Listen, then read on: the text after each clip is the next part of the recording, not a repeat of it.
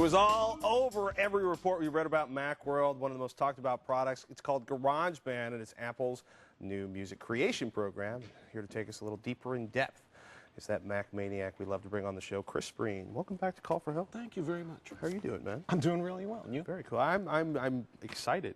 Yeah? This is kind of out of control. It's very cool.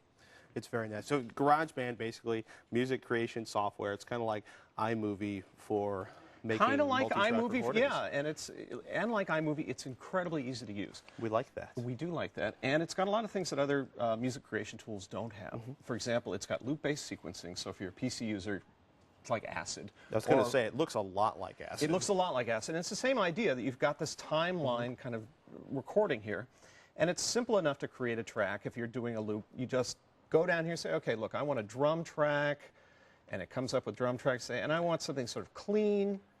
All right, let's try this one, and if you're previewing this thing, if you click on it, you would hear it through your speakers. I don't know that we can hear it because it may not be that the audio is working. I wonder if can we get a microphone we can run up here and we can hold it up by the notebook?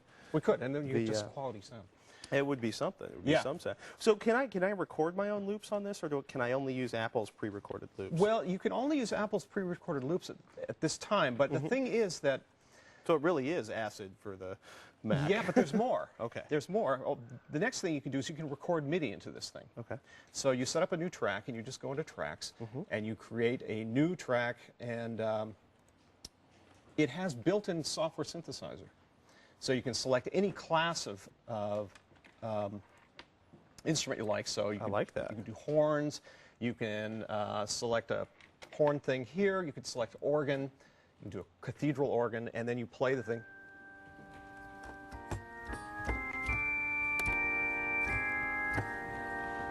Lean over and put that microphone on that speaker. It's sort of dour. I mean, it's a little bit, but... Well, you go for like a Hammond organ or something like that, bring it up a little bit. Jimi Hendrix is in the house.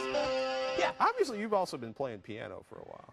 Yeah, I started when I was 4. So I've been doing it a long, long time. So, but beyond this, so it's got built-in software synthesis. It's got loop-based recording.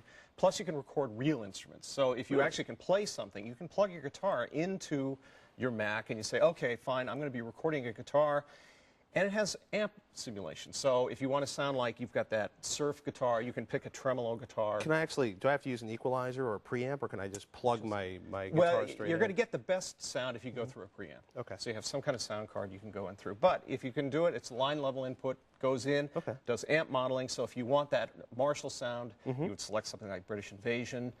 And if you want to record vocals as well, it doesn't just do guitar amp modeling, but it also does vocals, and it does all the stuff set up for you. So if I do a male basic vocal, I would record that, say, okay, that's the track I want. Once I do that, then you can get settings within there that already have reverb applied. Oh, wow. So it's like you don't have to It does all the digital signal processing, it does it in software, and it does it without having to play around with 42 knobs. Anything. You just sing into the thing, it sounds good. You plug your guitar in, it sounds good.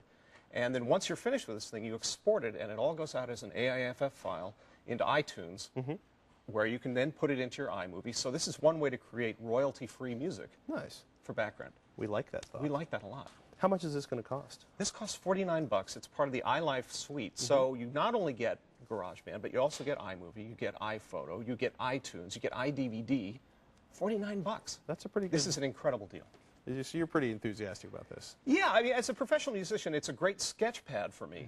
There are a lot of things that it won't do, but for just somebody who wants to dink around and sketch out a song, or somebody who has no talent whatsoever. And just wants to have like something in the background of a movie. Yeah, you just drag loops in and you create music that way. It's really, really easy. Is there going to be a plug-in? Is there going to be, any third parties are going to write software well, for this? Well, currently Apple's going to be offering something for $99. They offer another 2,000 loops, some more instrument sounds, some different guitar kind of sounds. So they're already working on people expanding, and it's only been out about 3 days now, and people are already thrilled about this. So it just shipped on like Friday or Saturday? Yeah.